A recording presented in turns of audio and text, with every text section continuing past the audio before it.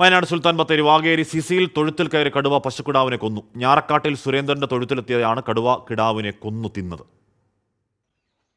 പ്രഭാത നടത്തത്തിനിറങ്ങിയപ്പോഴാണ് സുരേന്ദ്രൻ പശുവിനെ റോഡരികിൽ കണ്ടത്. കഴുത്തിലെ കയർ അറ്റ നിലയിലായിരുന്നു. തൊഴുത്തിൽ ചെന്ന് നോക്കിയപ്പോഴാണ് കിടാവിനെ കൊന്നു തിന്ന നിലയിൽ കണ്ടെത്തിയത്. പ്രജീഷ് എന്ന യുവാവിനെ കൊലപ്പെടുത്തിയ കടുവയെ പിടികൂടിയത് ഇതിനടുത്തുള്ള മൂടക്കൊല്ലിയിൽ നിന്നാണ്. കടുവ വീണ്ടും ഇറങ്ങിയതിനാൽ ആശങ്കയിലാണ് പ്രദേശവാസികൾ. അപ്രതീക്ഷിതമായിട്ടാണ് ഈ സംഭവം ഉണ്ടായിരിക്കുന്നത്. ഞങ്ങളെല്ലാം ഭീതിയിലാണ്.